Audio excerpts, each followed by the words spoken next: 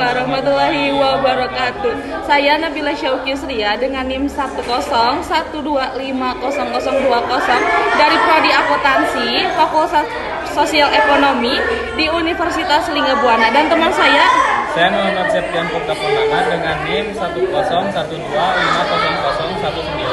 Prodi Akuntansi Fakultas Sosial dan Ekonomi Universitas Linggabuana PGRI Kampus Kabung.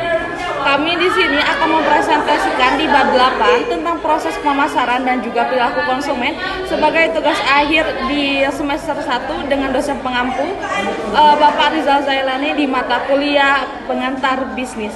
Jadi untuk di bab 8 ini tentang proses pemasaran dan juga perilaku konsumen, ini akan menjelaskan tentang bisnis gitu ya, tentang bisnis. Bisnis terjadi ketika demand dan juga supply bertemu, terjadilah bisnis, lahirlah bisnis. Untuk yang pertama itu di segmen yang pertama ini ada di pengantar pemasaran dan juga pasar pertama. Nah, dalam pemasaran ini ada dua konsep utama. Konsep yang pertama, semakin tinggi harga, biasanya permintaan akan menurun. Nah, untuk penawaran itu juga mempengaruhi. Nah, untuk konsep yang kedua, itu ada apa? Semakin tinggi harga, produsen cenderung lebih menawarkan lebih banyak penawaran. Ya, itu kalau untuk konsep yang kedua. Nah, mengapa pasar itu penting di dalam dunia perbisnisan ini? Karena tanpa pasar, bisnis tidak berjalan. Karena tanpa pasar, itu penawaran juga tidak akan berjalan. Nah, sekarang kita lanjut untuk segmen yang kedua. Untuk segmen yang kedua ini, sekarang tentang pemasaran, proses pemasaran, dan juga perilaku konsumen ya, untuk di segmen kedua ini. Nah, sekarang kita masuk untuk segmen yang kedua tentang proses pemasaran dan juga perilaku konsumen. Ada beberapa poin. Untuk poin yang pertama itu tentang pemasaran. Apa yang disebut pemasaran? Pemasaran adalah sebuah aktivitas kegiatan yang menciptakan, mengkomunikasikan, dan juga menukar nilai atau barter value kepada produksi kepada konsumen. Seperti itu ya. Nah, sebagai konsumen, biasanya konsumen menilai produk, membandingkan produk gitu ya. Nah, tugas kita sebagai produksi apa? Kita produksi, tugasnya itu untuk menciptakan, membuat produk, dan juga memilih produk yang bagus, apa yang dibutuhkan kepada konsumen. Nah, biasanya perilaku konsumen dipengaruhi oleh beberapa faktor, salah satunya gitu ya. Ada di faktor apa? Faktor seperti psikologis gitu ya, ada juga di motivasi, ada juga di persepsi orang lain gitu ya. Nah, kalau misalkan motivasi gitu ya, motivasi misalkan skincare yang bagus gitu ya, ada skincare yang menawarkan untuk membuat kulit terlihat lebih cerah, dan itu motivasi, kita ingin mempunyai kulit cerah, lebih glowing, kita membeli produk itu. Atau misalkan persepsi gitu ya, jadi face to face, ear to ear gitu, mendengar, atau misalkan bisa disebut juga dengan FOMO gitu ya. Dengan FOMO itu bisa juga menjadikan perilaku konsumen. Nah, sekarang kalau misalkan yang sosialnya masuk ke dalam apa, kategori keluarga dan juga kategori dengan teman. Kalau misalkan kategori keluarga, kebutuhan rumah tangga gitu ya, kebutuhan misalkan kebutuhan dapur. Kalau misalkan kebutuhan dapur kayak rak gitu ya, ada juga di sabun cuci, sabun piring, ada juga misalkan di teman gitu ya. Kalau misalkan barang yang lucu, tas yang bermanfaat. Nah, sekarang kita masuk untuk ke segmen yang nomor keempat, yaitu di lingkungan eksternal. Nah, lingkungan eksternal ini melingkupi gitu ya pemasaran ya. Untuk pemasaran dipengaruhi oleh apa saja? Salah satunya ada di politik dan juga hukum, ada juga di ekonomi, ada juga di teknologi. Nanti kita bedah satu persatu untuk poinnya ya. Untuk yang pertama itu ada di politik dan hukum. Kalau yang kedua itu ada di tentang pemasaran melingkupi, yang dipengaruhinya itu ada di teknologi. Kayak misalkan sekarang AI atau perkembangan e-commerce gitu, dan juga pengamanan data. Kalau misalkan kita pemasaran, gimana caranya kita membranding gitu ya, juga mengenalkan produk kita kepada halayak masyarakat untuk dikenalkan. Nah, ada juga di ekonomi yang mempengaruhinya apa? Itu ada di suku bunga, di inflasi, dan juga di harga, dan pastinya kualitas. Itu semua faktor-faktor yang mempengaruhi mempengaruhi pemasaran di dunia bisnis. Tadi ada di politik dan hukum, ada di ekonomi, ada juga di teknologi, dan juga yang terakhir itu ada di persaingan ya. Di terakhir itu ada di persaingan. Untuk persaingan itu melingkupi apa? Persaingan melingkupi harga, kualitas, dan juga branding produk. Jadi setiap produk pastinya mempunyai harga masing-masing, harga yang berbeda.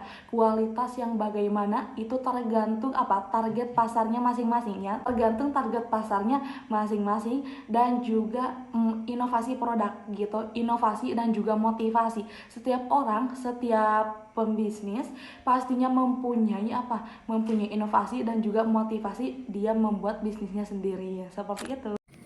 Yang keempat ada marketing mix atau 4P. Marketing mix adalah strategi pemasaran yang saling berkaitan untuk menunjang keberhasilan penjualan. Yang pertama di dalam marketing mix ada produk. Produk menekankan pada kualitas, fungsi, dan kesesuaian produk dengan kebutuhan konsumen. Yang kedua ada price, ditentukan dengan mempertimbangkan daya beli konsumen serta keuntungan perusahaan. Yang ketiga ada place, berfokus pada saluran distribusi agar produk mudah ditemukan dan dibeli. Dan yang terakhir ada promotion, dilakukan melalui berbagai cara untuk memperkenalkan produk dan meningkatkan minat beli konsumen. Yang kelima ada segmentasi pasar.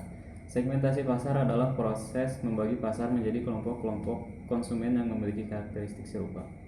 Segmentasi pasar dibagi menjadi 4. Yang pertama ada geografis. Segmentasi berdasarkan lokasi konsumen seperti negara, provinsi, kota, atau wilayah tertentu, sehingga produk dapat disesuaikan dengan kondisi daerah. Yang kedua ada demografis. Segmentasi berdasarkan karakteristik penduduk seperti usia, jenis kelamin, tingkat pendidikan, dan pendapatan. Yang ketiga, psikografis. Segmentasi berdasarkan gaya hidup, minat, nilai, dan kepribadian konsumen. Dan yang terakhir, ada perilaku. Segmentasi berdasarkan kebiasaan konsumen dalam menggunakan produk, tingkat loyalitas, dan respon terhadap penduduk.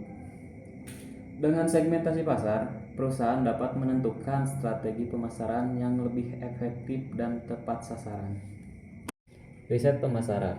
Riset pemasaran merupakan kegiatan penting dalam pemasaran yang bertujuan untuk mengumpulkan dan menganalisis informasi mengenai konsumen dan pasar. Riset ini berfungsi sebagai penghubung antara konsumen dan pemasar, sehingga perusahaan dapat memahami kebutuhan, keinginan, serta perubahan tren pasar secara lebih akurat. Dengan riset pemasaran, perusahaan dapat mengambil keputusan yang tepat dalam menentukan produk, harga, promosi, dan strategi pemasaran lainnya. Metode riset pemasaran terdiri dari beberapa cara. Yang pertama, observasi dilakukan dengan mengamati secara langsung perilaku konsumen seperti kebiasaan membeli dan menggunakan produk. Yang kedua, survei. Digunakan untuk memperoleh data melalui kuesioner atau wawancara guna mengetahui pendapat, preferensi, dan tingkat kepuasan konsumen. Yang ketiga, eksperimen. Dilakukan dengan mencoba perubahan tertentu, misalnya pada harga atau kemasan produk, untuk melihat pengaruhnya terhadap perilaku konsumen.